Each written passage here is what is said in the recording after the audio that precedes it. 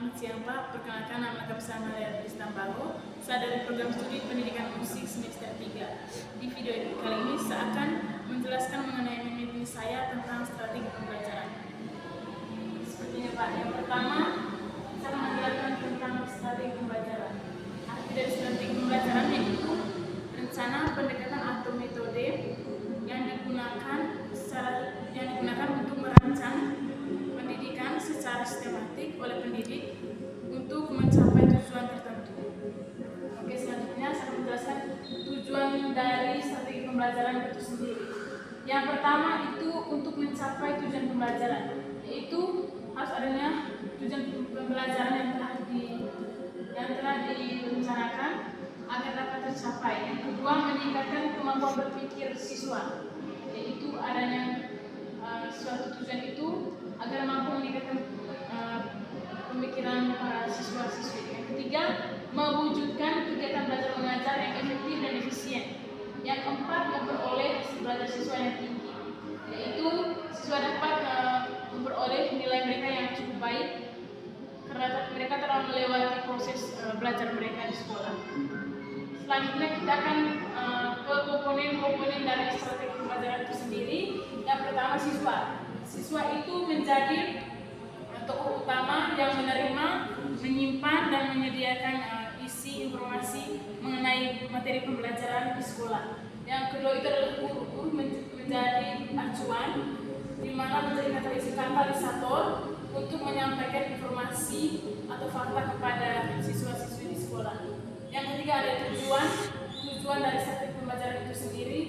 Yang keempat ada materi. Jadi materi mengenai fakta atau informasi yang dijelaskan atau yang diberikan oleh guru kepada siswa.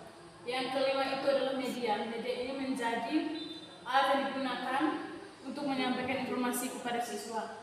Yang keenam itu adalah metode, di mana metode ini adalah cara yang digunakan oleh guru kepada siswa dalam proses belajar mengajar. Yang ketujuh adalah evaluasi. Evaluasi ini menjadi tolak ukur untuk mengetahui bagaimana kekurangan atau kelebihan dalam proses belajar mengajar. Selanjutnya kita akan menjelaskan mengenai langkah-langkah dari strategi pembelajaran. Yang pertama itu menentukan tujuan pembelajaran.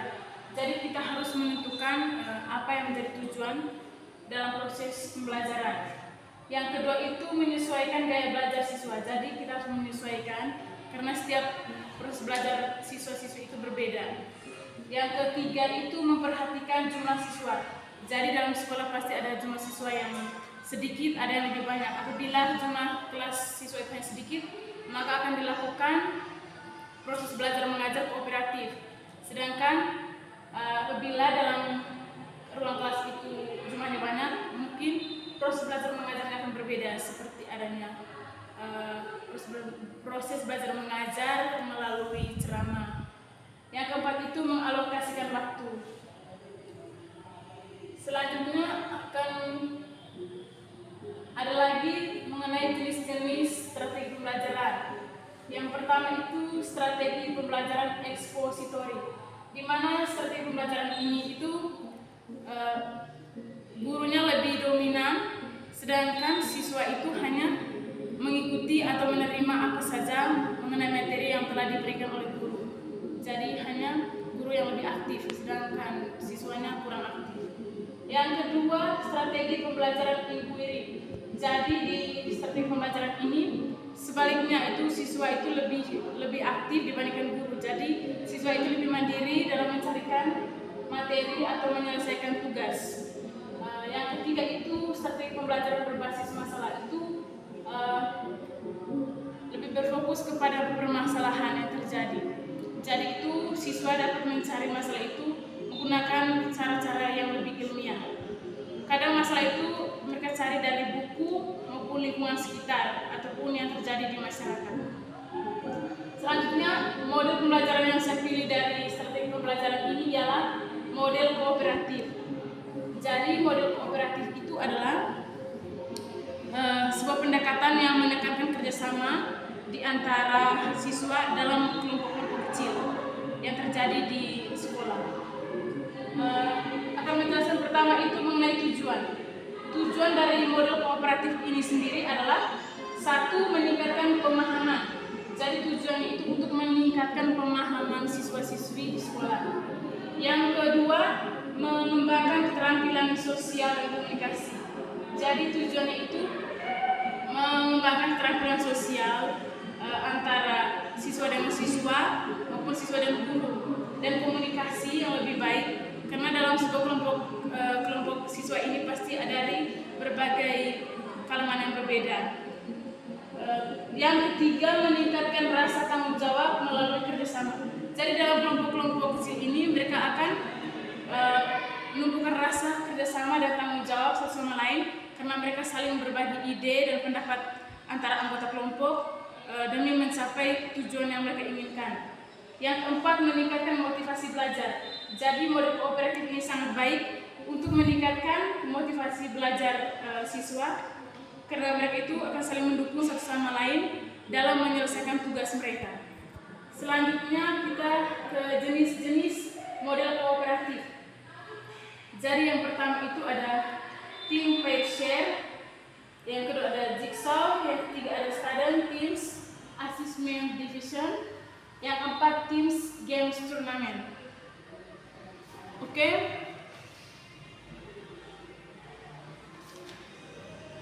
Yang pertama itu ada team pair share, yaitu siswa berpikir sendiri, berdiskusi dan berbagi hasil di depan kelas. Sedangkan jigsaw tadi, siswa dibagi menjadi kelompok ahli dan mempelajari. Sedangkan jigsaw tadi, siswa dibagi menjadi kelompok ahli dan mempelajari materi. Kemudian kelompok ahli ini akan berbagi lagi, membentuk kelompok baru untuk menyelesaikan tugas atau masalah yang diberikan. Terus yang ketiga itu ada student teams assessment division, yaitu siswa dibagi menjadi kelompok kecil dan belajar bersama untuk mencapai tujuan bersama. Yang terakhir ada teams games turnamen, yaitu siswa dibagi menjadi kelompok kecil dan belajar bersama untuk mencapai tujuan bersama. Kemudian siswa dari kelompok yang lain berkompetisi dalam permainan untuk menguji pemahaman mereka. Yang terakhir kita akan mempelajari mengenai langkah-langkah dari model kooperatif itu sendiri. Yang pertama, membentuk kelompok. Jadi di sini yang lebih aktif itu guru dan siswanya. Kemudian gurunya akan membagikan siswa dalam kelompok-kelompok kecil. Ada yang maksimal itu 5 orang, ada yang 10 orang. Yang kedua, penyampaian materi. Jadi guru akan menyampaikan materi kepada siswa secara terperinci atau sistematis agar siswanya itu lebih mudah untuk memahami materi yang diberikan. Yang ketiga, aktivitas kelompok. Dalam aktivitas ini, anggota kelompok akan mengerjakan atau menyelesaikan tugas yang diberikan oleh guru. Yang keempat, diskusi dan kolaborasi. Jadi dalam proses diskusi ini antar anggota dalam kelompok akan mengerjakan tugas di mana mereka saling berbagi ide dan pendapat untuk menyelesaikan tugas yang diberikan oleh guru. Yang kelima, presentasi dan evaluasi. Jadi presentasi ini setiap kelompok akan mempresentasikan hasil kerja mereka di depan kelas. Kemudian yang terakhir, guru akan mengevaluasikan mengenai presentasi dari setiap anggota kelompok tersebut. Oke Pak, sekian saja penjelasan dari saya mengenai strategi pembelajaran dan model pembelajaran yang saya ambil, yaitu tentang model pembelajaran kooperatif. Sekian